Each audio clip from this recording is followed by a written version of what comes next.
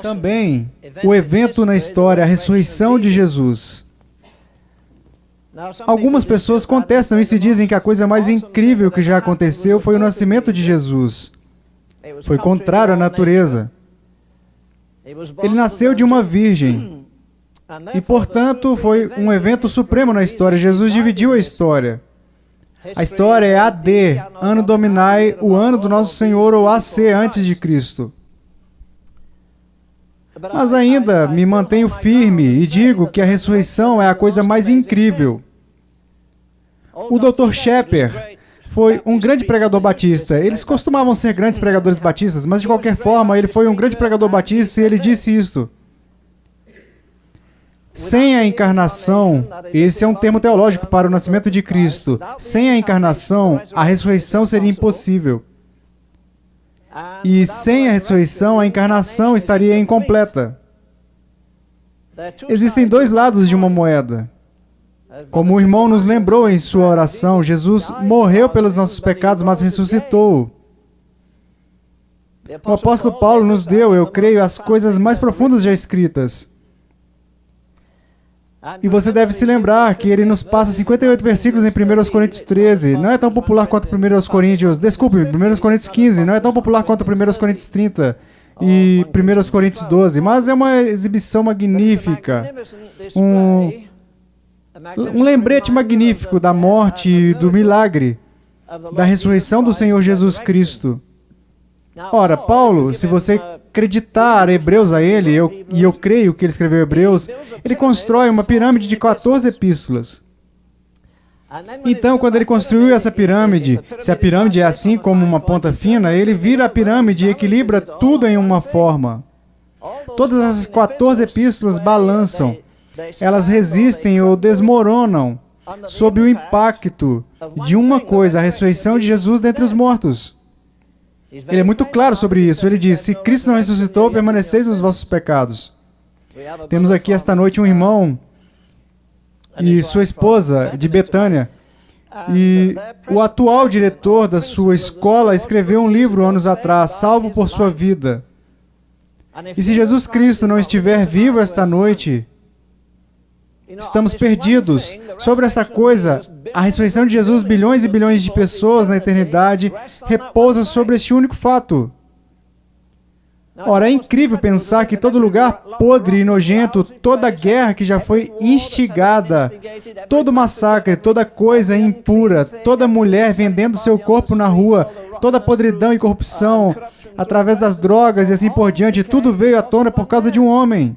Pelo pecado ou a desobediência de um homem, o pecado entrou no mundo.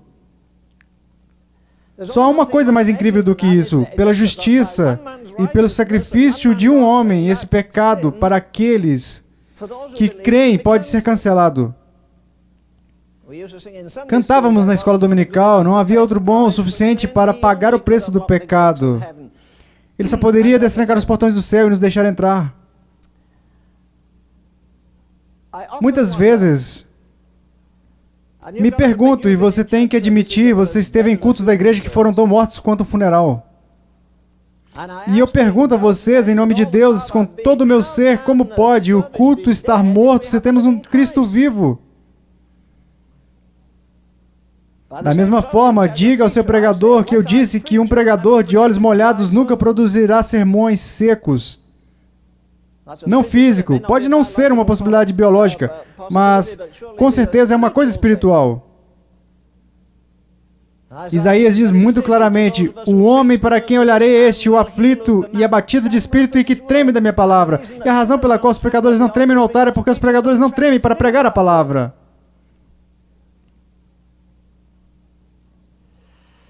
Vejamos este maravilhoso capítulo 20 do Evangelho segundo João. Penso que precisamos lembrar novamente que o Evangelho de João é a última coisa escrita no Novo Testamento. Há João e depois 1, 2, 3 epístolas e o livro do Apocalipse.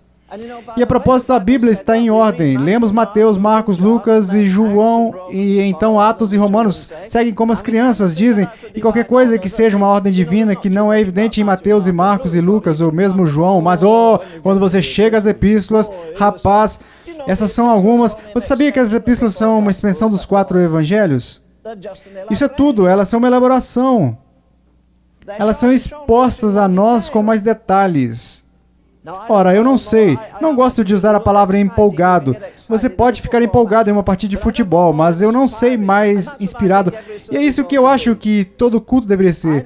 Eu não me importo se você tem o peso do mundo sobre você, todos os sogros e sua sogra e todo mundo te importuna a semana toda. Eu penso que quando você realmente entra no santuário e toca de verdade a mão em suas vestes e realmente recebe uma virtude de vida divina, devemos sair fervorosos de cada reunião. Há muitas críticas hoje sobre a igreja fervorosa. Ora, a igreja do Novo Testamento não era apática, mas com certeza era fervorosa. Eu gostaria de ter ido a um culto, vocês não? Não consegui pensar em nada melhor. Você iria a um culto em que o pregador matou um casal de diáconos antes da reunião começar. Não seria maravilhoso? Ora, foi isso que Pedro fez. Ele matou um fanfarrão e sua esposa. Penso que a coisa mais maravilhosa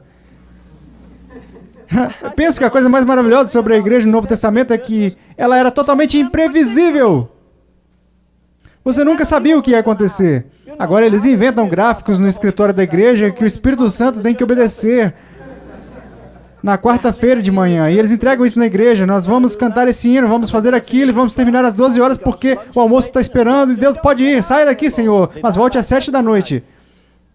E certamente apareça na quarta-feira. É quase uma blasfêmia dizer isso. Ora, é mais blasfemo ainda fazer isso. A igreja do Novo Testamento foi a todos os lugares. O que ela pregava? Eles pregaram a ressurreição de Jesus dentre os mortos. Mais uma vez, o milagre mais surpreendente. Lembre-se no 2º capítulo dos Atos, onde Pedro se levanta, ele está fervoroso, ele está volátil, expressando e, como diríamos, falando demais. Se você ler com atenção, descobrirá que Jesus falou com Pedro. Não apenas mais do que falou com qualquer outro apóstolo individualmente, mas mais do que todos os outros apóstolos juntos. E inversamente, Pedro falou com Jesus mais do que todos os outros apóstolos. Ele está sempre na marca, ele sempre tem algo a dizer. Um dia fugiu do dedo de uma mulher. Moço, ele não é o primeiro homem a fazer isso. Afinal, Elias enfrentou 800 profetas, mas fugiu de uma mulher. Cara esperto. Talvez ela tenha levantado um dedo e depois que ele saiu, essa mulher disse: você está com ele, você fala a língua dele. Não, nunca ouvi falar dele, não conheço. Oh, deve ter sido uma experiência terrível para Pedro quando Jesus finalmente apareceu. Mas no dia do Pentecostes, Pedro apontou um dedo e disse: vocês crucificaram o Senhor da glória com mãos perversas, mas ele ressuscitou. E eu quero enfatizar que ele o ressuscitou, Deus o ressuscitou. Não significa Deus Pai. Nós cantamos, nós vimos isso antes das reuniões. Não seria uma reunião de sexta-noite se nós não cantássemos Santo, Santo, Santo. Deus em 3 pessoas abençoou a Trindade. Deus o ressuscitou. Lembre-se daquele homem dizendo a Jesus: é melhor você tomar cuidado, vou matá-lo. E Jesus disse: não é possível. Ninguém vai tirar a minha vida, eu a darei e a retomarei. Então é a obra de Deus Pai, é a obra de Deus Filho. E Romanos diz o seguinte: o Espírito daquele que ressuscitou Jesus dentre os mortos. Vocês já perceberam que o Espírito Santo não pode fazer nada que seja pequeno? Ele soprou no mundo quando era caos e trouxe cosmos para fora dele. Ele apenas pairou sobre a terra, isso é o que a palavra de Deus diz. Então um dia aquele mesmo poderoso Espírito Santo pairou sobre a casa vazia da Virgem Maria e ele concebeu Jesus Cristo nela. E aquele mesmo Espírito Santo surgiu em um grupo de homens, eles eram todos fracassados. Todos desertaram, quebraram seus votos. E enquanto esperavam no cenáculo, o Espírito Santo veio sobre eles. Um bando de ignorantes e letrados, analfabetos, eles não tinham respaldo financeiro, eles não tinham um grande sistema como o nosso, eles não tinham mídia eletrônica, mas viraram o mundo de cabeça para baixo. E eu amo aquela frase do apóstolo Paulo, onde ele diz: não tendo nada, mas possuindo todas as coisas. Meu Deus, agora possuímos tudo e não fazemos nada. Custa milhões de dólares, dezenas de milhões de dólares pregar na TV e no rádio, em todo o mundo. Fazemos isso há 30 anos, o mundo está melhor? Não que eu saiba. Você nunca compensará o agente vivo. Afinal, se Deus quisesse, Ele poderia ter feito os burros falarem. Não diga que Ele faz isso esta noite ou eu vou te pegar. Mas de qualquer forma, Ele fez um burro falar. Ele podia fazer as árvores falarem. Ele poderia ter enviado anjos aos milhares se Ele tivesse dito: saltem os muros do céu e desçam para a terra. Eles estariam na terra em 5 minutos, evangelizando o mundo, mas Ele não permitiu que os anjos o fizessem. E o autor do hino está certo quando diz: os anjos nunca sentiram a alegria que a nossa salvação traz. Por que eles nunca sentiram? Ora, Paulo acreditava que Deus amou tanto o mundo. E não apenas isso, ele escreveu em Efésios que Cristo amou a igreja, mas ele disse que fez algo infinitamente mais do que amar o mundo. E ele fez algo infinitamente mais do que amar a igreja. Ele me amou e se entregou por mim. E não era um bêbado. Não era um homem com uma ficha criminal quilométrica.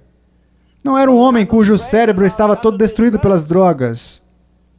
Era um estudioso, um cavaleiro inglês, um dos melhores homens que talvez já pisaram no solo inglês.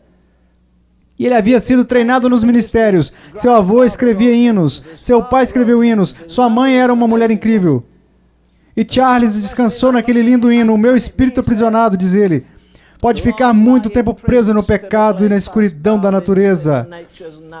Teu olho difunde um raio vivificante. Eu acordo da chama da masmorra com a luz. Minhas correntes caem. O que quer dizer com suas correntes caem? Você não fumava, você não se embriagava, você não roubava. Você não tinha correntes de impureza, correntes da tradição. Eu estava preso no pecado e na escuridão da natureza. E ele caminhou com seu irmão e eles ajudaram a libertar o mundo inteiro. Não sei quantas pessoas pregarão os sermões de Wesley. Milhares de pregadores pregam toda semana, mas em todo o mundo, todos cantam o maravilhoso hino de Charles Wesley, hinos. Amor divino, todo amor, excelência, Jesus, amor da minha alma. Ele simplesmente escreveu 3.000. E é uma pena se você não conhece muitos deles, você é muito leigo. É melhor você pegar um livro de hinos e memorizá-los. Porque alguns de vocês jovens podem ter a alegria de terminar na prisão. Eu ouvi um amém? Desculpe. Amém. Por que não? Isso é o que a igreja primitiva fez. Eles mal começaram e foram lançados na prisão. A igreja primitiva era casada com a pobreza, com as prisões e a perseguição. Agora estamos tentando casar a igreja com a prosperidade, a personalidade... E o quê? Eu preciso de outro P ali. Perdão? A popularidade. Minha esposa conseguiu, veja, ela ouviu isso tantas vezes. Nós íamos ler este capítulo. Vamos dar uma olhada. João 20.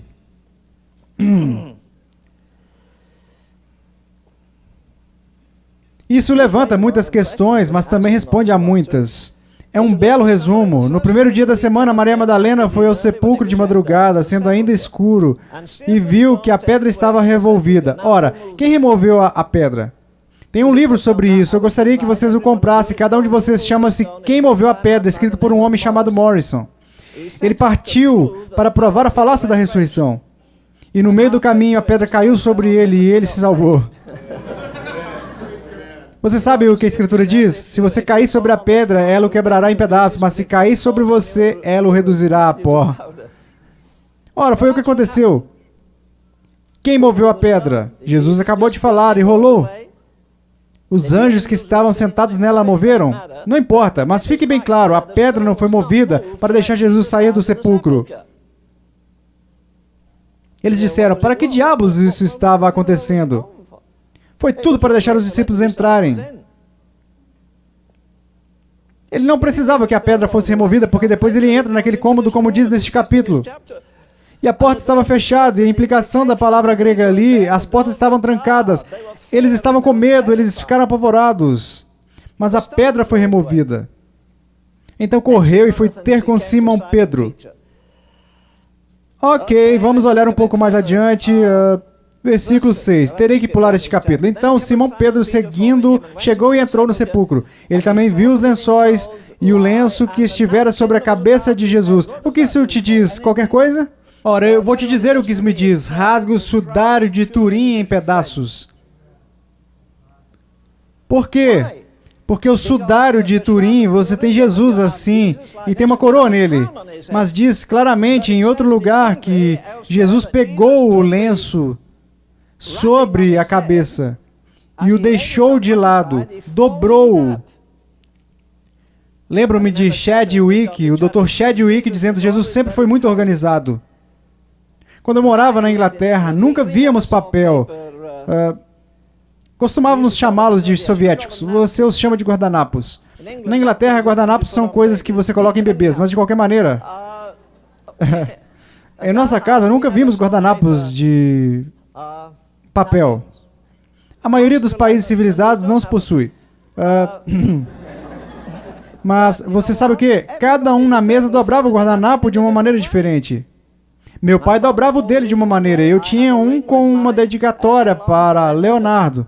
E eu enrolava o meu de uma maneira. Minha irmã dobrava assim. E o meu pai costumava fazer no dele um cavaleiro. Então uníamos duas rosquinhas, uma na outra, com uma daquelas nozes duras. Como vocês chamam isso? Não. Um o quê?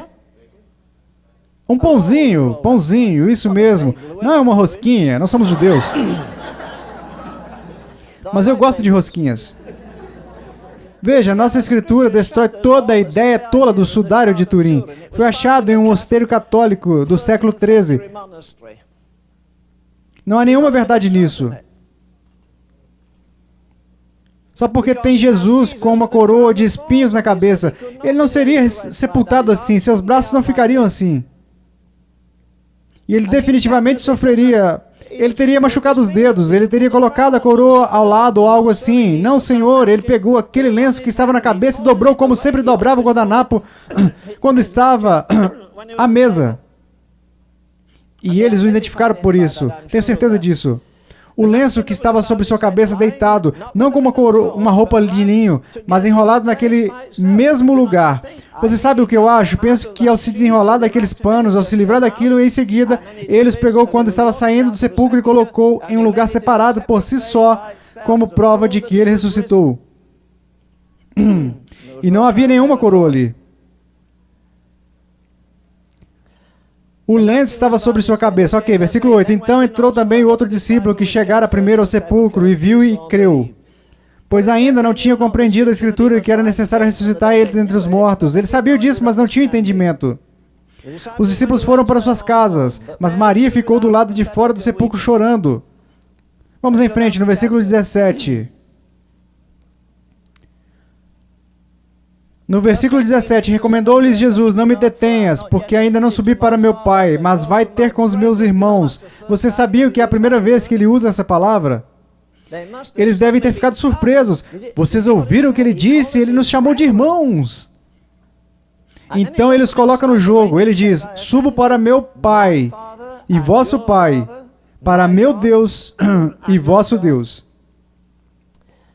Então saiu Maria Madalena anunciando aos discípulos, viu o Senhor e contava que ele lhe dissera essas coisas ao cair da tarde daquele dia, o primeiro da semana, trancadas as portas da casa. Ou, novamente, como o grego indica, quando as portas estavam trancadas. Onde estavam os discípulos com medo dos judeus? E a implicação é que todos os discípulos estavam lá, exceto dois. Um era Tomé, que estava fora fazendo alguma coisa, e o outro era Judas, que, é claro, havia vendido Jesus. Desculpe-me. Onde estavam os discípulos com medo dos judeus, veio Jesus, pôs-se no meio e disse-lhes, o que vocês acham que ele deveria ter dito?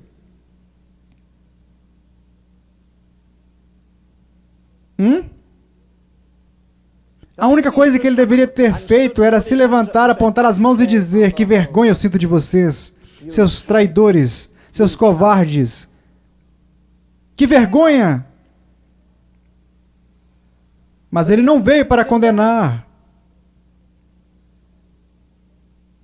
Veja, deixe-me repetir isso em um minuto. Jesus ficou no meio. Vocês lembram-se do hino que cantamos esta noite? Aclame, certa vez você desprezou Jesus, aclame o rei Galileu. Ele é o rei dos reis, ele é o senhor dos senhores. E ele fica lá no meio de um bando de homens assustados e apavorados que passaram por algumas experiências traumáticas e não sabiam onde era o mundo deles. Tudo o que pude fazer foi me afastar enquanto lia esse texto repetidamente e o repetia. E passei quase que todas as horas da noite durante a semana passada. Eu disse a mim mesmo, aí está ele, manso, em toda a sua majestade. A primeira coisa que ele disse foi, sou manso e humilde de coração, e aqui está ele. Não com uma auréola em volta da cabeça, não com anjos cantando, ele está no meio daqueles discípulos. Ele ficou no meio deles.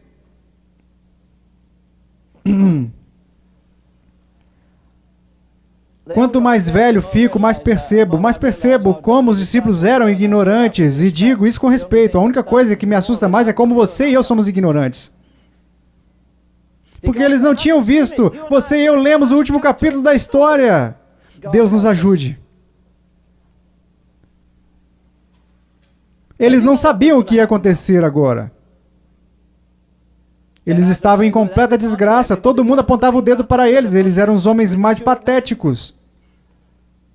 2 deles já se sentiam inúteis. Eles foram desprezados, estavam angustiados, desapontados, enojados e inquietos. Eles estavam indo o mais rápido que podiam para Emaús. E tenho todos os motivos para acreditar que todos os discípulos também estavam assim. O que eles costumavam dizer sobre a Princesa Graça? Eu não sei porquê, mas de qualquer maneira, eles costumavam dizer Princesa Graça, Sua Alteza Sereníssima. Eu costumava pensar que o nome era um elogio, mas vou lhes dizer uma coisa, posso olhar para Jesus e dizer, Sua Sereníssima Majestade.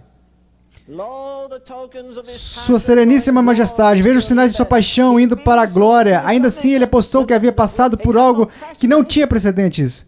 Foi sem precedentes e não acontecerá de novo até o fim dos tempos. Ele sozinho fez isso. Havia um grande pregador na Inglaterra chamado Dr. Joey. Leia alguns dos seus livros, eles são muito bons. Ele disse que sempre que podia tirar um fim de semana de folga e ir para Londres. Spurgeon e o Dr. F.B. Meyer pregavam naquela época. Mas creio que o rei do púlpito é o tipo de pregador que o Chip mencionou no domingo, que acerta toda a sua homilética, tem um vocabulário colossal e assim por diante. Eu penso que o rei de todo o grupo... Entre se você quiser entrar.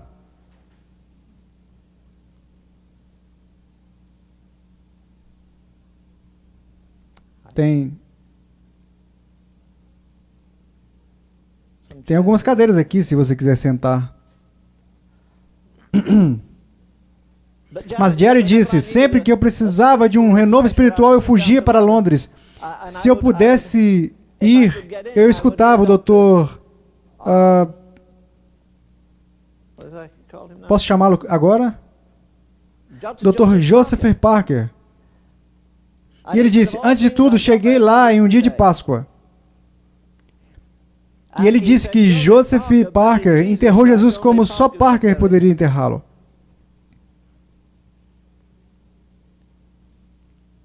Colocaram Jesus na tumba. Eles colocaram a pedra sobre a tumba. Eles colocaram cera sobre a pedra do túmulo. Colocaram soldados sobre a cera, sobre os selos e sobre a pedra.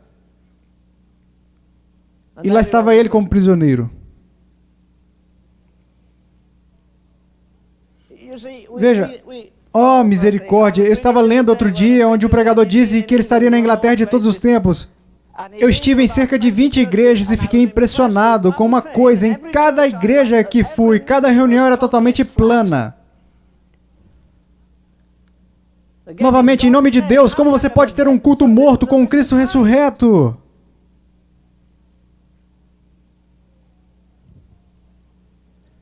Você percebe que neste momento em que Jesus está lá na tumba, todo demônio no inferno está olhando para aquela tumba, todo anjo no céu está olhando para ela, os discípulos estão perplexos e confusos e ninguém sabe o que aconteceu, e até o sumo sacerdote está apavorado, antes de dizer que teria sido melhor se um terremoto dividisse a terra em duas.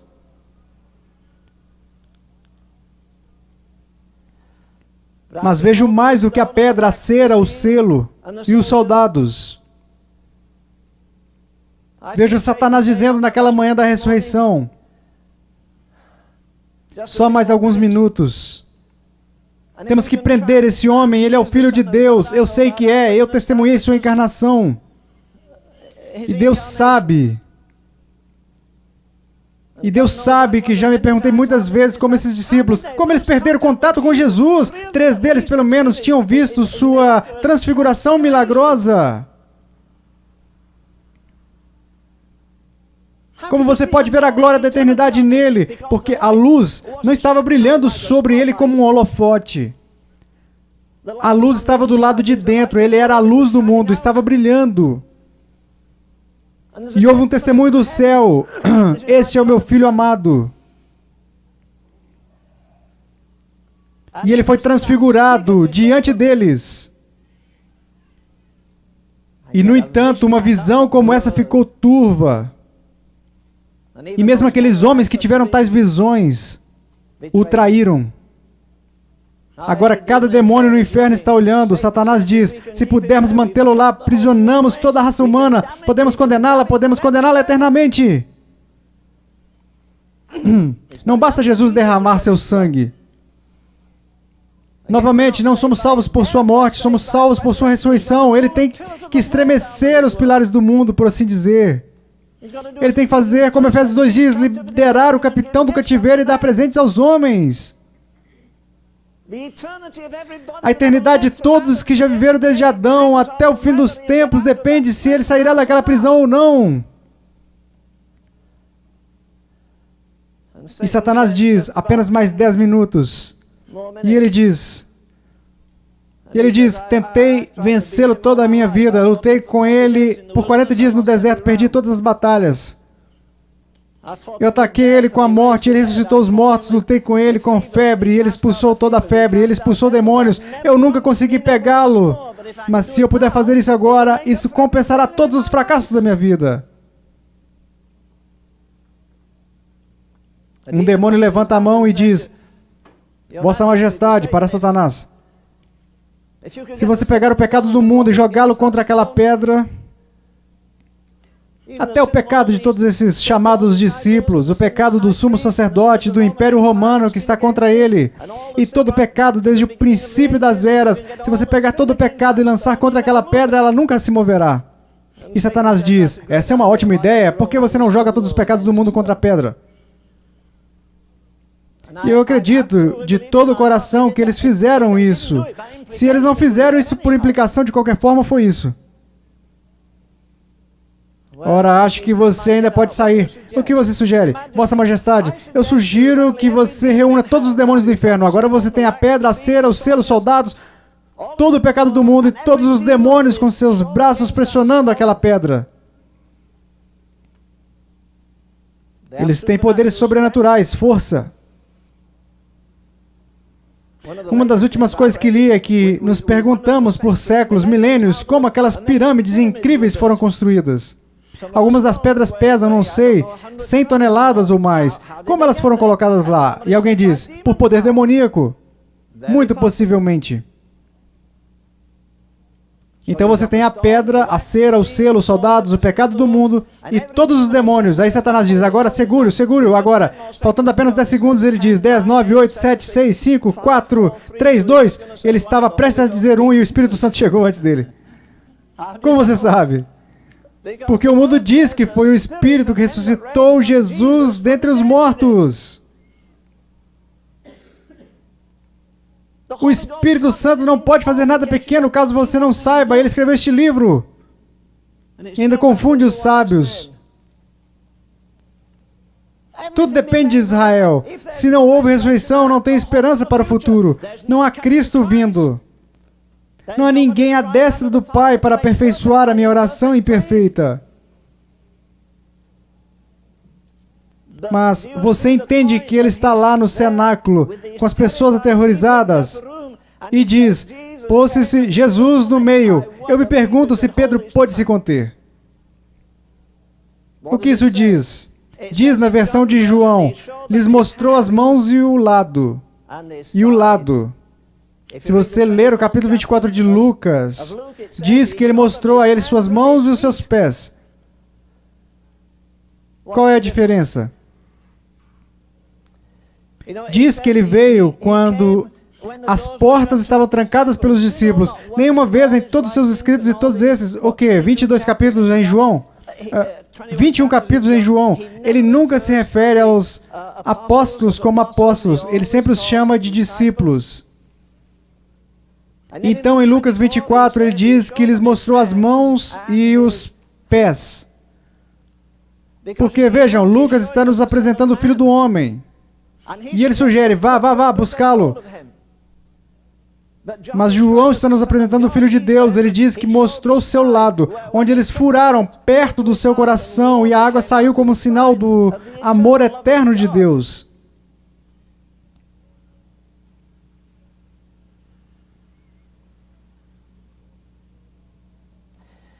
É fácil cantar todo o reino da mente e da natureza. É mais fácil dizer, quando eu examino a cruz das maravilhas, e originalmente foi escrito assim, onde o jovem príncipe da glória morreu. Já se perguntou o que os anjos viram do céu ao verem os homens arrancando sua barba e um grande coágulo de sujeira podre flamejando em sua face? E quando eles tentaram empurrá-lo para o precipício, ele nunca retaliou. Ele lhes mostrou suas mãos e o lado. Eu posso imaginar que Pedro estava fervoroso por dentro e disseram, ridículo, absurdo. Cara, você tem a chance de se converter. Você tem a chance de apagar toda a vergonha. Você pode nos justificar agora, mesmo dentro de meia hora. Se você caminhar pela rua principal de Jerusalém e fizer alguns milagres.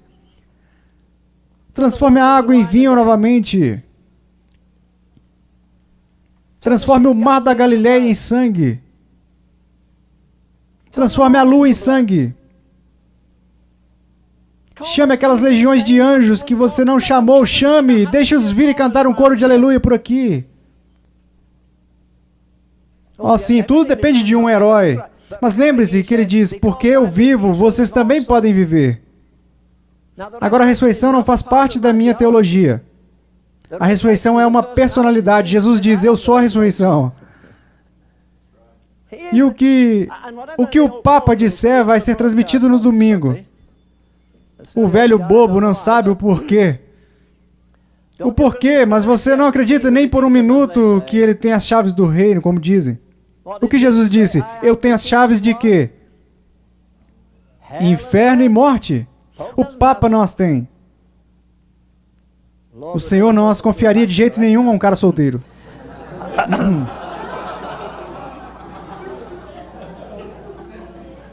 Jesus tem a chave da morte.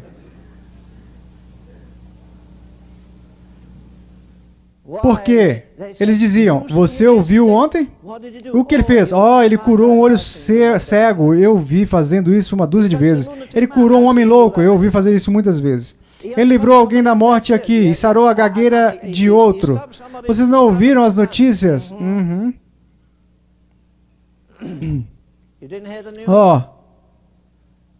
Onde você estava ontem? Toda Jerusalém, nos botequins, na piscina de Siloé, onde eles, vendem fadas e estão vendendo joias preciosas de todo mundo. E tinha fofoca, todo mundo dizendo, você está sabendo da novidade? Você está sabendo da notícia? Você conhece aquele homem maravilhoso chamado Lázaro? Jesus foi ao seu túmulo ontem. O que ele fez? Vou te contar o que ele fez. Ele disse, remova a pedra. Você sabe o que queremos? Queremos que Jesus faça tudo sem que removamos a pedra. Esse é o nosso problema. Vocês se lembram de quando ele transformou a água em vinho? Porque ele não disse, traga as talhas sem água, e observe isso. Aí está, cheias de vinho. Não. Ele disse, traga as talhas e enchei elas de água, e eu transformarei em vinho. Há um lado humano, uma responsabilidade humana. E ele diz, remova a pedra. Você pode imaginá-los todos espiando por cima do muro? O sumo sacerdote e todos os outros que foram atrás dele, os soldados romanos, e lá estavam eles espiando. O que ele vai fazer agora? Será que o que ele vai fazer agora? E ele diz, tirai a pedra. E eles tiraram a pedra. Então ele clamou em voz alta apenas 2 vezes. Penso que ele clamou em voz alta aqui na cruz. E também quando ele disse, eu sou a água da vida. Ele disse... Ele disse, Lázaro, vem para fora. Por que ele disse para Lázaro sair? Porque se ele dissesse, venham, todo o cemitério teria saído e ainda não era a hora deles saírem. Deve ter sido assim, porque ele disse, eu sou a ressurreição. Ele demonstrou que era a ressurreição. Oh, misericórdia, como esses discípulos falharam em entender que ele iria ressuscitar dos mortos quando ressuscitou a filha de Jairo e quando ressuscitou Lázaro. Ele disse, escutem, se vocês roubarem meu corpo, se vocês me matarem, eu irei ressuscitar dos mortos. E eles esqueceram. Mas eu diria, em nome de Deus, que você e eu esquecemos muito mais que lemos o último capítulo da história. Você sabe que Ele é a ressurreição, você sabe que Ele é a vida, você sabe que Ele virá nas nuvens da glória com 10.000 dos seus santos e uma legião de anjos. Você sabe que Ele vai sentar e governar o mundo, mas isso te empolga, isso mexe com você.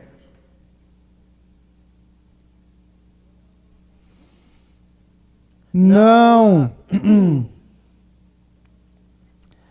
Jesus não fez nenhuma coisa espetacular, Ele apenas pôs-se no meio deles.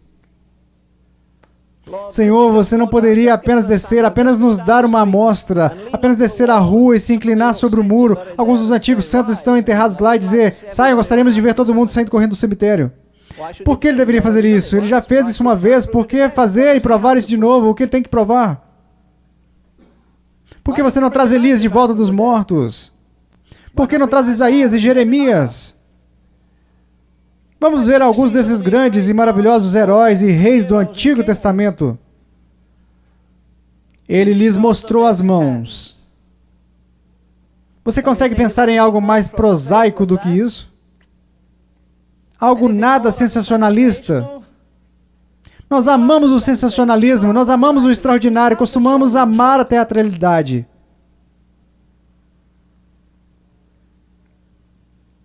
Como eu disse antes, eu desejo e eu admito.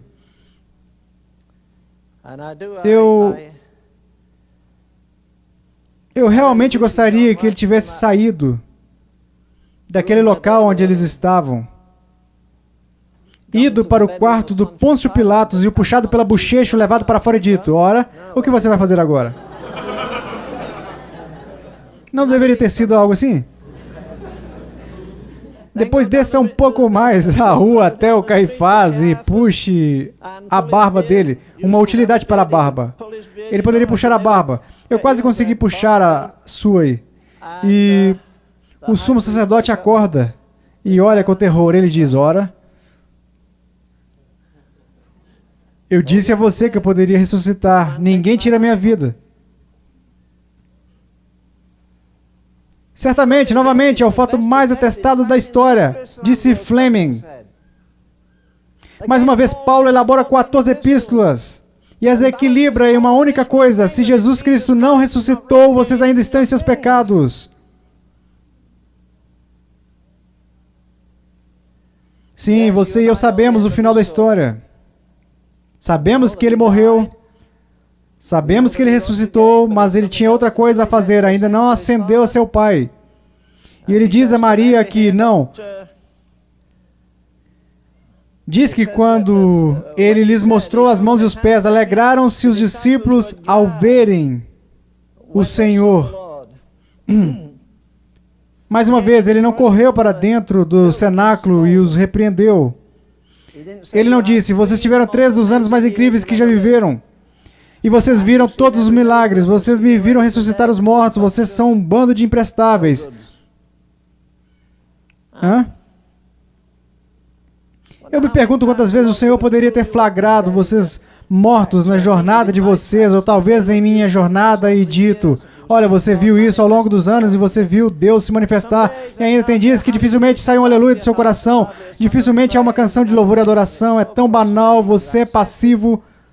Não resmungue sobre os católicos, eles não têm alegria. Onde está a sua alegria no Senhor? Onde está a sua autoridade? O que eles fizeram? Diz que eles se alegraram. Oh, misericórdia, misericórdia. Você não ficou feliz no dia em que viu o Senhor? Chip mencionou isso no último domingo. Eu estava lembrando do hino. Oh, dia feliz. Tu fixaste minha escolha em ti, meu Salvador e meu Deus. Ora, que esse coração brilhasse, se regozije, exale sua alegria por toda parte. E a última estrofe que diz: agora descanse meu coração muitas vezes dividido. Fixo neste alvo bem-aventurado. Descanse. Nunca se afaste do seu Senhor. Dele e de todos os bens possuídos. Os altos céus ouviram aquele voto solene. Esse voto de renovo será ouvido diariamente até a última hora da vida. Eu me curvo e louvarei até a morte por esse vínculo tão querido. Mais uma vez, Paulo diz, ele não apenas amou o mundo, ele amou a igreja, ele não apenas amou a igreja, ele me amou. E quando ele faz a lista, ele diz, ele foi visto por Caifás, ele foi visto por Tiago, ele foi visto pelos 12, ele foi visto pelos 500, mas sabe o mais incrível? Por último, visto por mim também. Eu penso que um dos textos mais impressionantes em toda a palavra de Deus, e há muitos que mexem comigo, é o fato de que Deus disse um dia, ele disse a Ananias, vai à rua que se chama direita e na casa de Judas procura por Saulo, apelidado de Tarso. Ele era um homem sanguinário. Ele era assassino. Ele havia dividido casas. Ele expulsou as pessoas dos seus países. Ele praticou todas as coisas vis possíveis. E Deus, no céu, esquece o universo. Ele não olha para os anjos e não envia Gabriel ou outra pessoa. Ele diz, há um homem na estrada para Damasco, ele estava prestes a liquidar a igreja que tanto amo, ele estava prestes a matar minha noiva.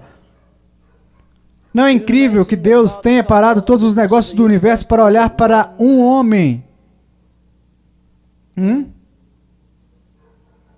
Você olha para a história secular do mundo que foi devastado, brutalmente agredido e estuprado, por causa de um homem como Hitler, um homem como Napoleão, ou um homem como Alexandre o Grande.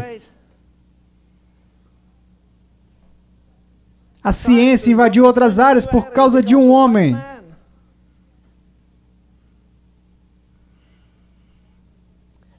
Você acha que conseguimos isso com muita facilidade?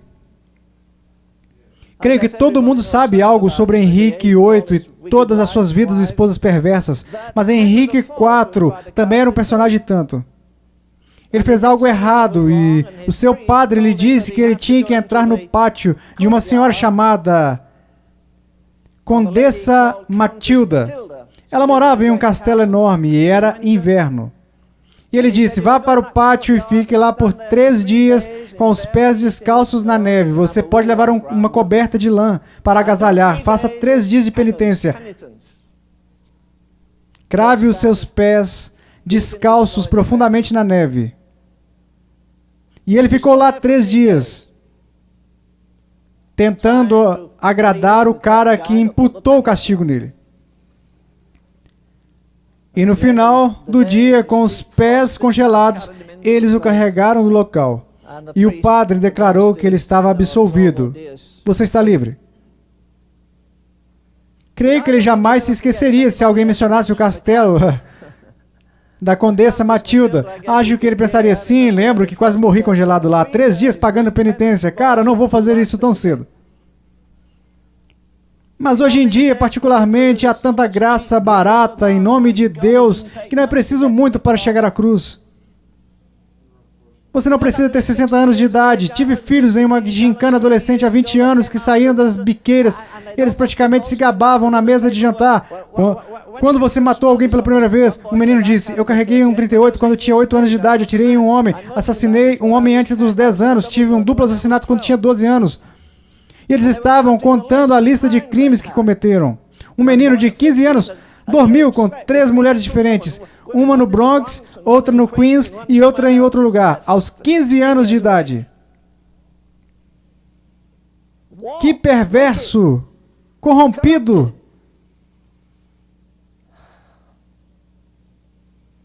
E, no entanto, tal é o milagre da misericórdia de Deus que um homem pode se ajoelhar com o coração partido, a vida e a vontade quebrantada, sem mais ambição do que um animal.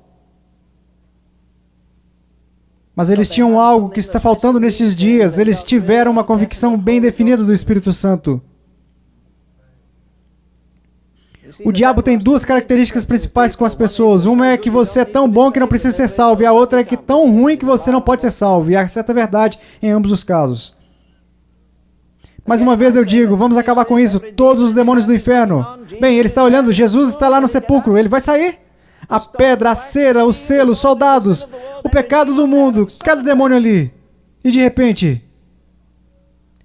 sabe, eu meio que acho que aquela coisa física tinha algo a ver. Vocês se lembram quando disse que houve um grande terremoto? Acho que houve. Quem era esse pagão? Havia dois homens. Diógenes, há um Diógenes grego e havia um Diógenes que era, eu ia dizer italiano. Não, ele não era italiano, ele era egípcio. E no mesmo dia em que Jesus morreu, vocês se lembram do que aconteceu? Desde a hora sexta até a hora nona, houve trevas. Eu digo que Deus colocou uma cortina diante do sol. Eu viajei ao redor do mundo. Algumas vezes. Eu gosto de ir a certos tipos de galerias de arte.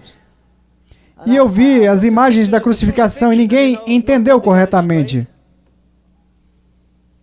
Número 1, eu não creio que Jesus estava usando uma tanga. Eu creio que ele estava completamente nu, como parte de sua humilhação. E como um homem pode retratar o que nem Deus viu? Foi terrível demais para Deus ver o seu próprio filho, e ele virou a cabeça. E naquele momento Jesus diz, Deus meu, por que me desamparaste? E por aqueles segundos ele foi abandonado por Deus, para que você e eu não fôssemos abandonados por Deus eternamente. O mundo sem fim e a eternidade.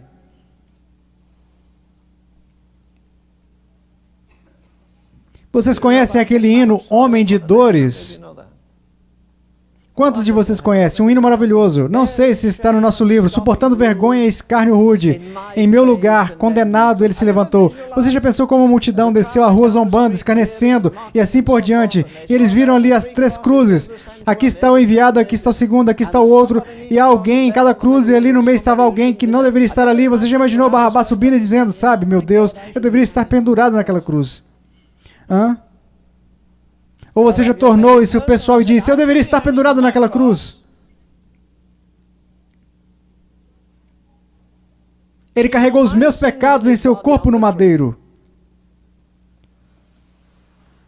Suportando vergonha e escárnio rude em meu lugar, condenado, ele se levantou e selou o meu perdão. A salvação é tão pessoal. Você se questiona que Charles Wesley escreveu Jesus, amante da minha alma, deixe-me voar para o teu seio. A coisa mais difícil do mundo é tentar conseguir um grupo de pessoas para adorar. Você sabe por quê? Porque muitos deles estão desequilibrados desde o domingo passado, e aí você fica tentando sintonizá-los com Deus, você fica tentando fazer com que eles pronunciem algumas palavras que não significam nada. Mas quando há aquele relacionamento de amor,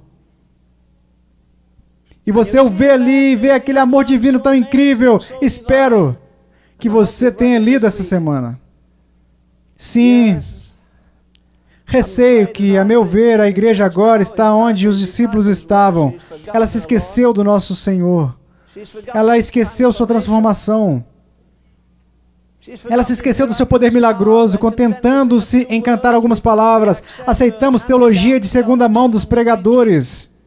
E achamos que somos tão bons porque mantemos a tradição. A tradição não salvará a nossa geração. A tradição não importa. O que manda é a vida. E Jesus não veio para que tenhamos mais luz, mas apenas para que tenhamos vida. E o insulto sobre a Bíblia é que se você tem um intelecto colossal e é um dos maiores cientistas modernos, a Bíblia não argumenta que você é mau. Ela argumenta que você é tolo e está morto. E a maravilha da ressurreição é esta. Não precisamos esperar a morrer fisicamente para entrar na ressurreição. E, no entanto, Paulo ainda está dizendo, que personagem ele era. Espero passar os primeiros 5.000 anos com ele no céu. Então, se você me vir falando, vai ficar de fora até eu ter algumas das minhas perguntas respondidas. Oh, que homem incrível ele era, hein? Ele sobreviveu, ele pregou, ele se sacrificou. Por quê? Ora, ele diz que temos um lar eterno nos céus, e ele aborda isso em 1 Coríntios capítulo 5. E aí ele diz, você sabe o que é? Você sabe por que eu continuo essa parada? Você sabe por que eu jejuo quando outras pessoas comem? Há um amor que me consome por dentro. Ele diz que o segredo é este, não é o meu intelecto colossal, o segredo é este, que o amor de Deus é derramado em meu coração pelo Espírito Santo. E ele diz, esse é o segredo naquele versículo 14, o amor de Cristo me constrange.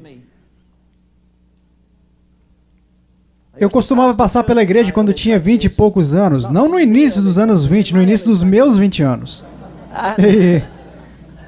E tinha uma senhora muito bonita, ela tinha cerca de 1,80 m, ela era feia como um pato, e tinha um nariz grande, e sua pele era toda áspera. E ela era neta do fundador do Exército da Salvação, William Booth. O nome dela era Maréchal, que em francês significa marechal. Ela foi para a França e teve um reavivamento como do querido Wilfred lá atrás. Esse é o jovem de quem falei há alguns meses, que ousou crer em Deus e foi alugar uma praça de touros em Valência. Ele alcançou 25 mil pessoas por noite, 50 mil pessoas no domingo à noite, ficou sem dinheiro. Pegou nossos amigos e pagou a todos o que devia e não ganhou um centavo com isso. Você nunca soube que um evangelista faria isso neste país.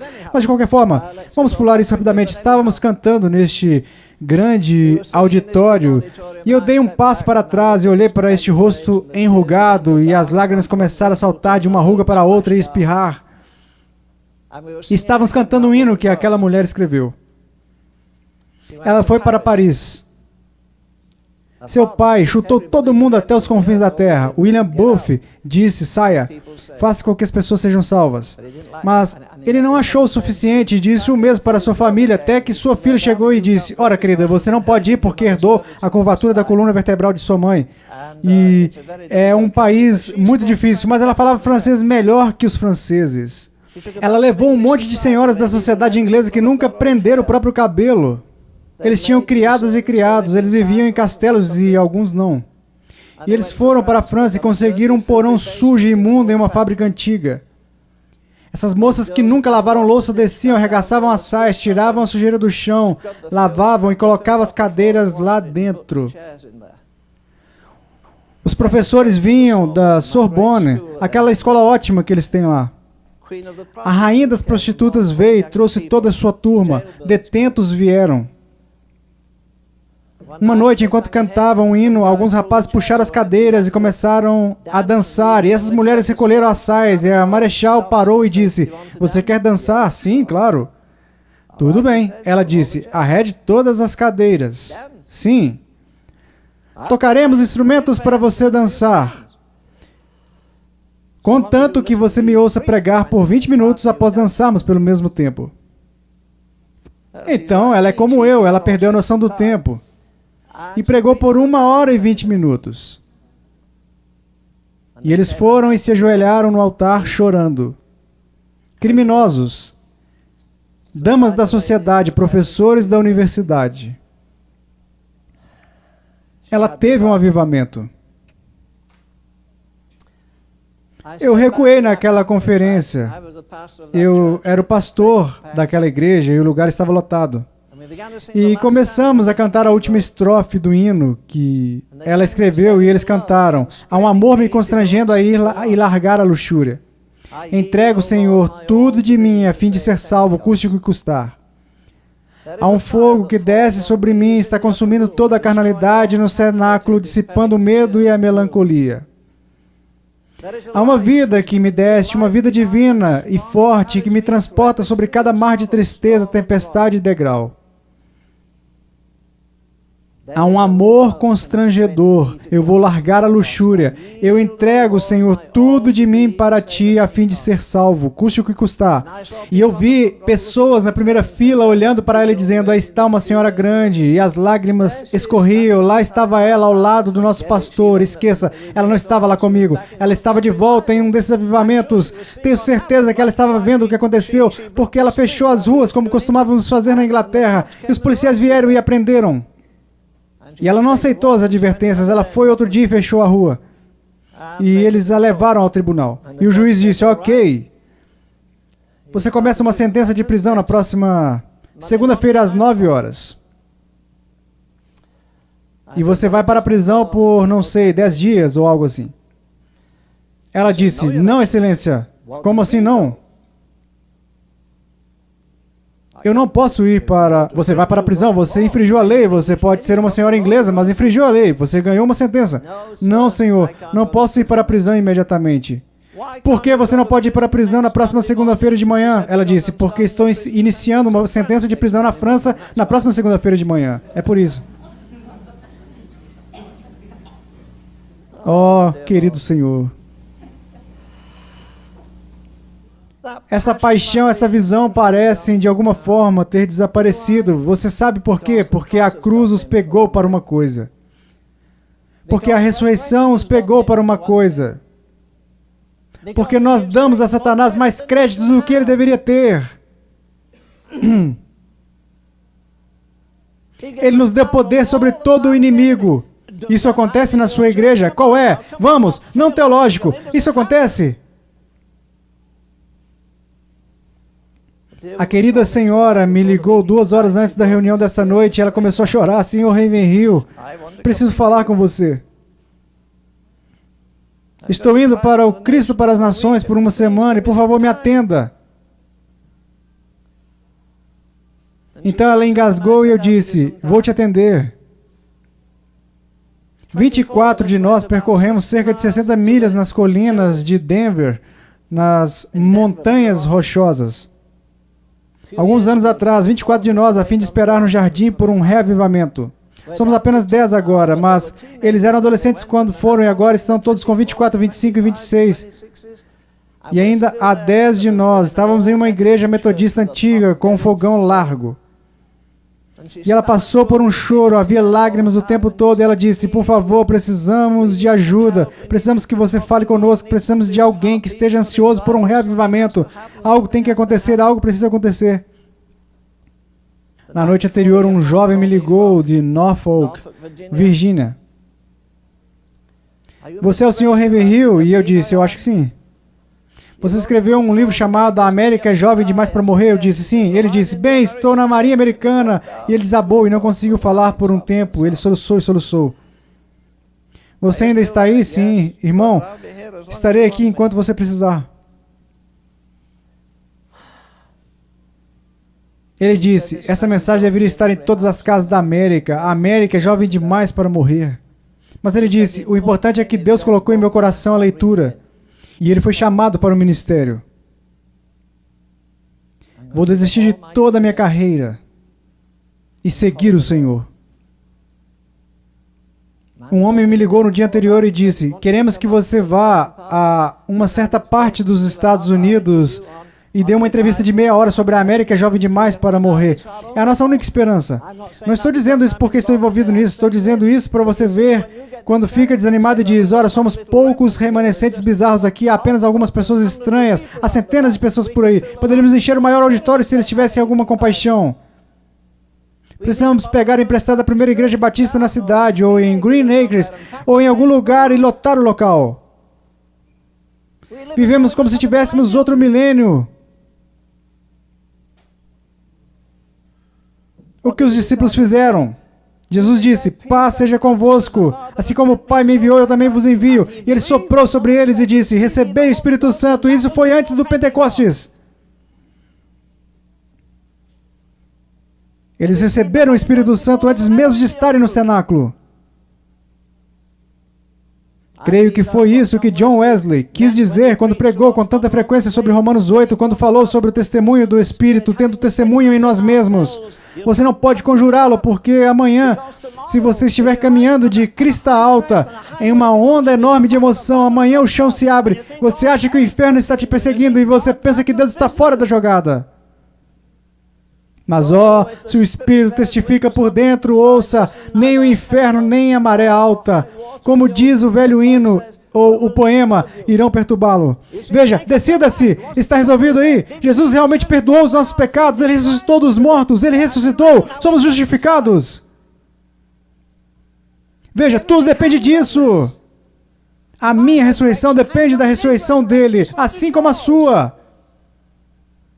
Oh, eu amo isso. Eu sei que estou indo para a oração. Minha pretensão esta noite é tentar cravar isso profundamente em sua mente.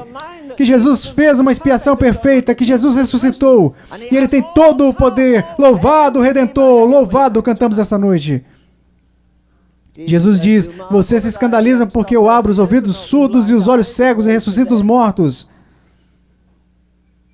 Então Ele diz em, o que? João 5. Está chegando o dia. Qual? De todos os que estão nas sepulturas. Se eu fiquei desanimado alguma vez, eu li Romanos 8, 28, até que eu pude recitá-lo de trás para frente e de diversas formas. Mas eu encontrei algo mais glorioso do que isso. Descobri que Ele é o Senhor da vida e da morte. Ele tem as chaves e tem todo o poder, e um dia todo joelho se dobrará. E a voz do Filho de Deus, aquela voz como o som de muitas águas.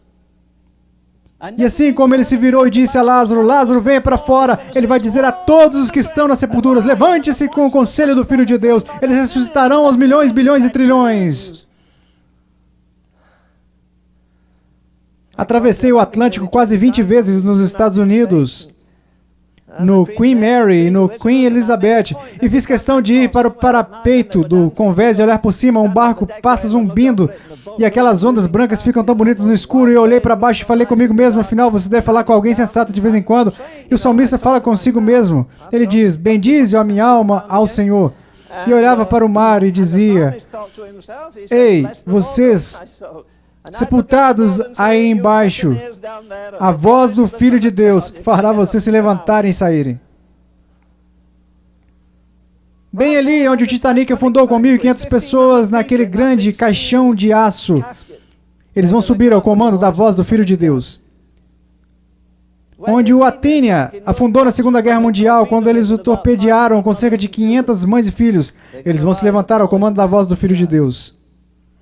Se você for a Pearl Harbor, verá aqueles grandes navios de guerra que afundaram e nunca conseguiram resgatá-los. E eles estão cheios de garotos americanos mortos. E eles virão a voz do Filho de Deus, e Elias, Enoque, Moisés e todos os santos de todas as eras. Isso não seria algo do João anteriormente? É por isso que digo, veja bem, essas pessoas não sabiam uma fração do que você e eu sabemos. Meu Deus, olhe para eles. Você sabe tudo o que vai acontecer no reino de Deus. Você não pode explicar todos os mistérios, mas sabe o que vai acontecer. O panorama está diante de nós. Não temos tanta certeza sobre o cronograma, mas sabemos que Jesus Cristo vai reinar. Como Isaac disse uma vez, onde quer que o sol corra em suas jornadas sucessivas, seu reino se estende de costa a costa até que o meio-dia cresça e não diminua mais.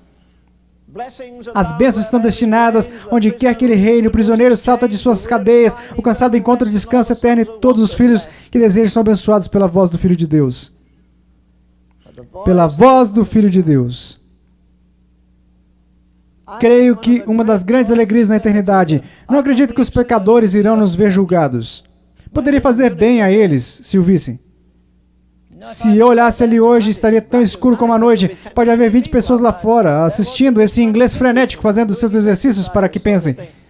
E lá estão todos parados no escuro, eu não posso vê-los. Eles podem me ver. Diga, oh, there, bro. Lá está a esposa dele. Alguém. Eu olho no escuro. Você sabe o quê? Talvez seja um pouco exagerado, você acha? Eu acredito que todos na escuridão eterna, que é o inferno, serão capazes de ver o céu. Será uma das agonias do inferno olhar para o céu e ver que você poderia ter estado lá e não está. Você pode imaginar as pessoas no inferno olhando para o banquete servido com Abraão, Isaac e todos os santos e de todas as eras. Eu não gosto de muitas músicas modernas, gosto de uma delas. Valerá a pena quando virmos Jesus.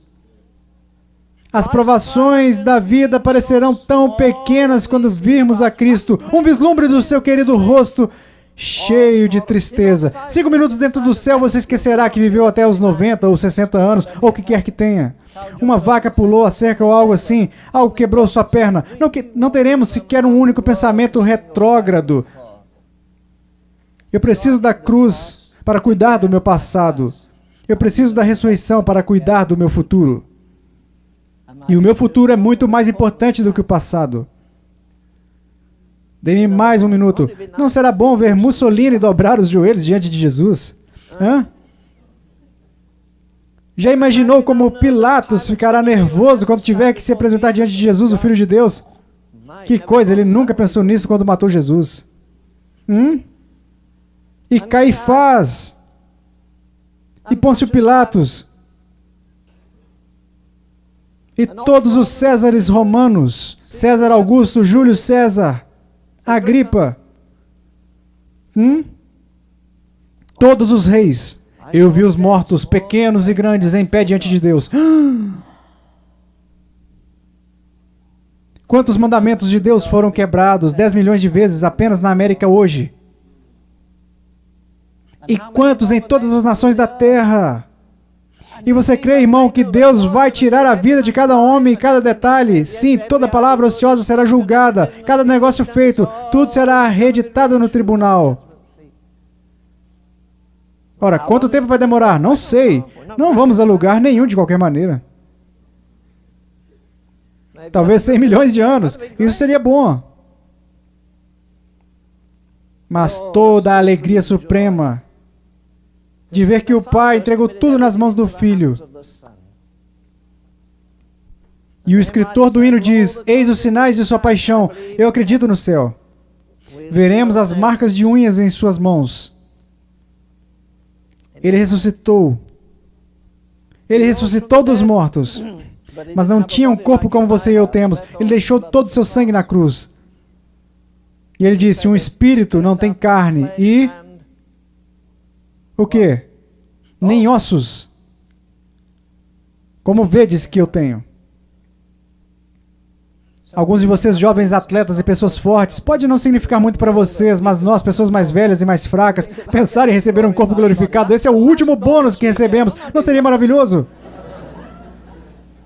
Dale estava doente. Chega de doença, Dale. Não, ele não vai precisar de nenhum pó ou medicação ou qualquer outra coisa. Nesse dia teremos saúde e inteligência perfeita. Isso não vai ser maravilhoso? Isso vai ser maravilhoso. Eu fui ouvir C.S. Lewis pregar um dia e quando cheguei lá havia cerca de... acho que talvez 500 pregadores lá. A maioria deles usava o colarinho ao contrário na Inglaterra, porque os pregadores andavam ao contrário. E lá estavam eles. E no púlpito estava um grande homem com uma face oval enorme e bochechas vermelhas. E ele estava sentado lá, não resistiu a... Então pensei que o presidente diria: C.S. Lewis não pôde vir, ele está tão ocupado na universidade, esse velho fazendeiro vai pregar. E ele disse: ora, todos nós lemos os maravilhosos livros do Dr. C.S. Lewis, e agora apresento a vocês este grande estudioso moderno, Dr. C.S. Lewis. Sr. Lewis, estamos felizes em você deixar de aplaudir na Inglaterra, isso é falta de educação. Mas de qualquer maneira, ele simplesmente subiu na plataforma assim, como se estivesse cansado.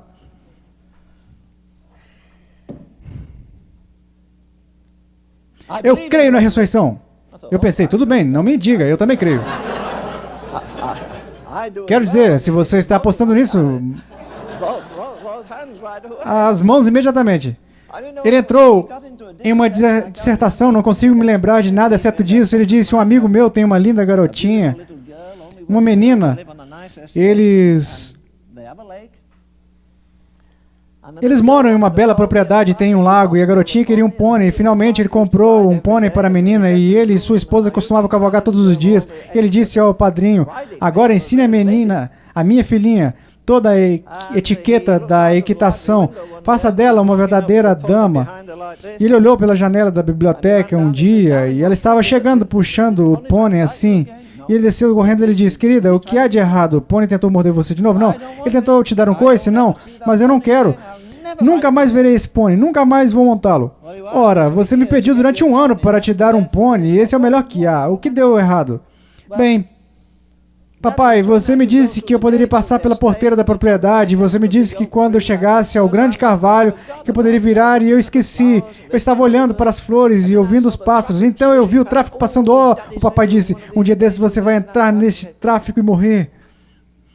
Eu virei e voltei. Quando voltei lá, atrás do carvalho, havia um lindo cavalo castanho. Oh, era lindo! Larguei tudo e fui acariciar a cabeça do cavalo e disse, você é o melhor e mais belo cavalo que já vi. E ele disse, está certo, está certo. Ele não disse exatamente assim, ele relinchou. E toda vez que eu falava com ele, ele relinchava. E ela dizia, espero ganhar um cavalo assim. Eu tenho um cavalo tão pequeno. Ele é muito pequeno. E ele disse, isso não é um cavalo. Não ouse chamá-lo de cavalo, isso é um pônei. Não é um cavalo. Quer ver um cavalo? Ela disse. E ele galopou pelo campo assim, ó, parece tão bonito. Não quero montar este pônei mais, eu quero o cavalo. Ele disse, querida, eu vi você montar e apear. E você não faz isso como uma dama, você não segura a rédea corretamente, você não monta corretamente, você tem 5 grandes falhas em sua condução. E assim que os cavaleiros puderem treiná-la e corrigirem essas 5 falhas, comprarei aquele cavalo para você. Aquele homem tem dezenas desses belos puros sangues. Sim, ela disse, mas toda vez que olho por cima da cerca, vejo aquele lindo cavalo. Bem, eu disse a você que vou comprá-lo para você. E ele disse, quando cheguei em casa à noite, eu estava orando. Senhor, anseio pela sua presença. Eu desejo ter um corpo semelhante ao seu corpo glorioso. Eu tenho um intelecto tão limitado, eu pensei que era um intelecto muito bom, mas posso ser melhor. Então sim, quando ele disse que meu intelecto está tão limitado, eu fico sem argumento, e eu quero partir, eu quero um corpo glorificado, eu quero ter um intelecto glorificado, e não tenho poder de expressar a minha adoração e devoção. E ele disse, eu olho por cima da cerca e vejo meu corpo glorificado. E ele disse, o pai me disse, filho, você tem 5 coisas erradas em sua caminhada comigo. Número 1, número 2, ele passou pelos 5. E ele disse, assim que você os corrigir, eu o levarei para casa. E você poderá ter um corpo semelhante ao meu corpo glorioso. Você sabe que eles dizem que a arte de pregar tem sido simples, como eu provei a vocês esta noite, mas não é mesmo que um homem brilhante como esse usa ilustração de criança? E ele disse, eu posso ver como o Senhor começou a apontar para ele. Sim, Senhor, preciso melhorar nisso e preciso de alguma correção naquilo. E isso precisa ser consertado e certamente posso melhorar naquilo. Senhor, não vou mais discutir, mas vou prosseguir rumo ao caminho ascendente. É verdade? Novas alturas que estou alcançando a cada dia. Ainda orando enquanto eu seguia em frente. Senhor, plante meus pés em terreno mais elevado. Se ele não tivesse ressuscitado, não seria nada bom orar esta noite. Ele está à destra do Pai, vivendo para interceder por nós. Minha fiança está diante do trono. Meu nome está escrito em suas mãos. Não será maravilhoso quando ele erguer essas mãos na eternidade? Qual é o último pedido no final do Salmo 150? Ele diz, todo ser que respira louve ao Senhor. Então é retomado em Apocalipse 5, diz, toda criatura que há no céu e sobre a terra, debaixo da terra e sobre o mar. Alguém me disse ontem, veja, aqueles mosquitos enormes estão de volta. Se você não conhece o tamanho do Texas por aqui, eles são monstros. Eles podem te morder e te machucar de verdade. Pelo menos eles gostam de mim, talvez porque eu sou tão doce. Todos eles vêm em minha direção, mas eu acredito que um dia aquela coisinha zumbindo em volta da sua cama estará dizendo, aleluia. Tudo o que tem fôlego vai louvar a Deus. Isso é o que Deus pretendia no começo até que fosse arruinado pelo pecado. Tudo sob o mar e no ar. Oh, não é de admirar que o Sr. Wesley diga, 1000 línguas eu queria ter, para entoar louvor ao meu grande Redentor. Se o víssemos em sua glória, em sua majestade todos os dias, você venceria todas as dificuldades, você iria rir, você cuspiria na cara do diabo e diria, escute, eu sou tão filho de Deus, sem um centavo no bolso, como se tivesse $10.000, e Deus me ama tanto quanto ninguém mais me ama na terra. E se eu tiver um relacionamento amoroso com Ele, qual vai ser? Deixe-me orar.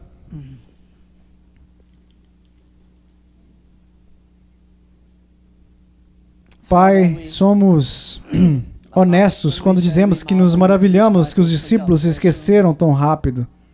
Eles esqueceram a maravilha experiência da transfiguração no topo do monte, aqueles que estavam lá esqueceram que já tinham te visto ressuscitar os mortos em mais de uma ocasião. O Senhor triunfou sobre todas as obras do diabo e, de alguma forma, seus julgamentos foram suprimidos e eles ficaram sob o clima e se esqueceram. Eles não conheciam a história completa como a conhecemos agora. Eles não sabiam que tu aparecerias para centenas de homens ao mesmo tempo. Eles não sabiam que muito em breve eles se levantariam e veriam o Senhor mudar as leis, como inverteu a lei da vida e veio ao mundo sem um pai, que tu inverterias a lei da natureza e subiria ao céu em uma nuvem. Ó Senhor Deus, nos salve da mudez e da cegueira. Salve-nos deste estado miserável. Salve-nos de viver para tentar defender um homem que morreu há 2000 anos. Queremos provar esse poder. Queremos o poder da sua ressurreição, como disse Paulo. Com toda a sua revelação de Deus, com todo o fato de que ele foi elevado ao terceiro céu, ele ainda cantou, para que eu possa conhecê-lo e o poder de sua ressurreição e a comunhão do seu sofrimento, transformando-se conforme a sua morte.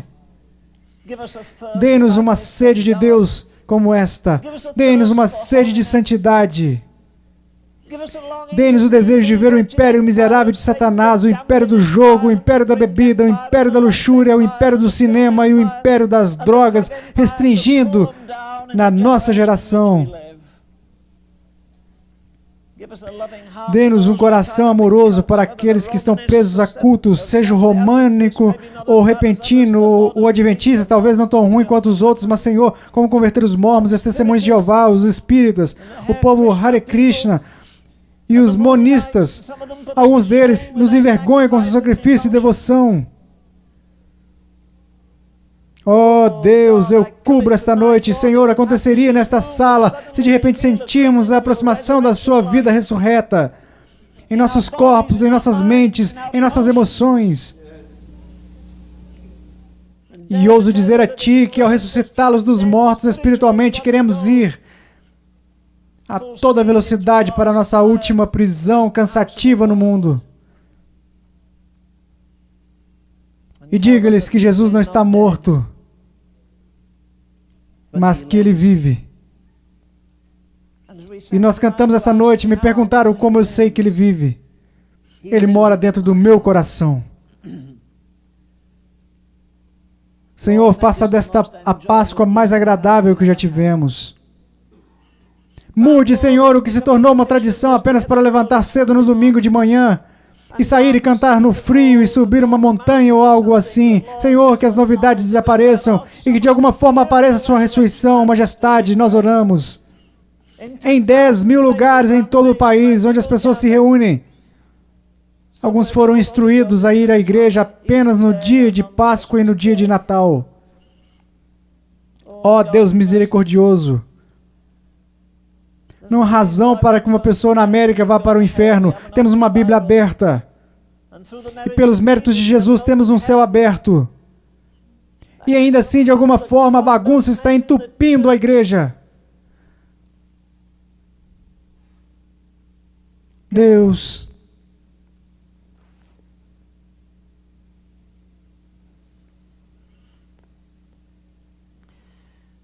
oh, se precisamos de tantos compradores para conseguir tantos.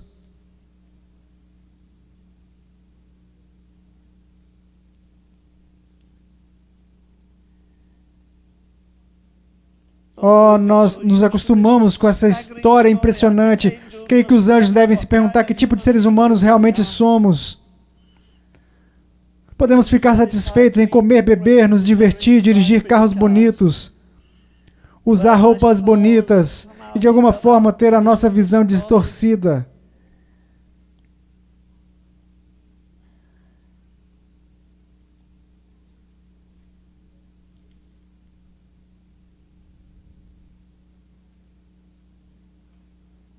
Senhor, eu oro por mim, por minha querida esposa, por essas pessoas preciosas, Dale, Betty, Bill e Dick, e outros que conheço intimamente, mas Senhor, oro por todos nessa sala esta noite, para que esta Páscoa seja diferente. Sentiremos um pulsar da eternidade como nunca sentimos antes. Ó Deus, que assim seja. Nós vamos morrer, Senhor, no lugar secreto. Pensem nesses discípulos que fugiram, mas, Senhor, quando eles viram Cristo ressurreto, diz que eles ficaram alegres quando viram o Senhor e foram a todos os lugares. E abraçaram as dificuldades, as punições, as penalidades, as prisões e privações. E eles fizeram o que Jesus disse: considerem tudo isso como alegria. Senhor, e novamente eu digo, alegrem-se. Ó Deus, grave a luz da eternidade em nossos corações. Coloque uma luz em nossos olhos que não pertence a este mundo. Coloque uma paixão naquilo que ainda não temos nunca antes conhecido em nossos corações. E, Senhor, se Jesus tardar, eu oro particularmente aqui neste local. Pode se tornar um vale de ossos secos e será a menos que Tu respires sobre nós.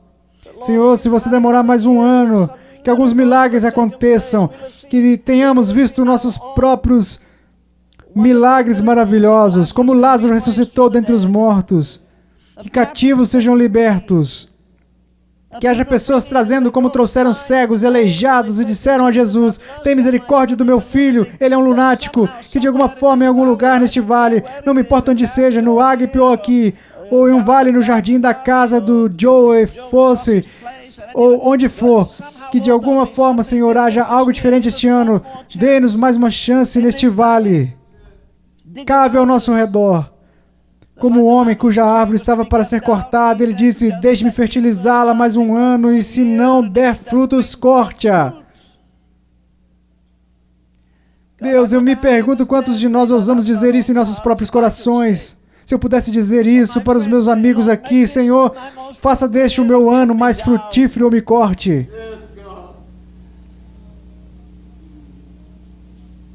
Senhor, nada pode ser barato à luz da cruz. Nunca ousaremos falar sobre sacrifício à luz da cruz. A solidão do Getsemane, a vergonha de estar pendurado em uma cruz enquanto todo mundo ria e zombava. E, Senhor, nós lembramos que você nunca apareceu ao mundo depois que você ressuscitou dos mortos. Tu provaste que era o Filho de Deus com poder em todas as áreas dos demônios, da morte ou da doença. E se eles não acreditassem, o Senhor não iria fazer uma exibição espetacular e ressuscitar os mortos para se divertirem. E, Senhor, Tu mostraste à nossa geração tanto do Seu poder, e nós esquecemos e nos tornamos indiferentes e mundanos.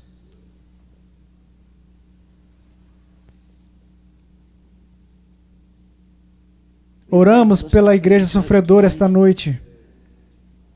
Oramos pelos 7 siberianos, que agora são 6, lá na embaixada dos Estados Unidos, em Moscou, e oramos para que esta seja uma ressurreição muito abençoada e especial para eles. Acreditamos que há centenas de pastores e outros nessas prisões no arquipélago Gulag e em outros lugares sofrendo e quase esquecidos em outras áreas do mundo. Ó Deus, ó Deus, parece um conto de fadas dizer que o Senhor nos deu poder sobre todo o poder do inimigo. Parece que se você for a uma reunião bater palmas e se divertir um pouco rindo, foi um bom culto e talvez o Senhor nem tenha estado no local. Torna-me mais sensível ao Espírito. Oh, ouvir alguém no meio de um culto chorar com o coração partido em sua miséria. Ou alguém rogar porque não pode viver enquanto o mundo está perdido. Ou como aquela preciosa mulher chorando tanto pelo telefone que ela não podia desligá-lo. Devemos reviver, Senhor, nós perecemos. Oh, Deus. Eu sinto a igreja atualmente, pelo menos na América e na Inglaterra e nos países assim chamados cristãos, eu acredito que a igreja é uma vergonha para Ti. Senhor, sei que não precisa que ninguém te passe um voto de confiança. O Senhor não precisa de ninguém para te animar. O Senhor não fica deprimido.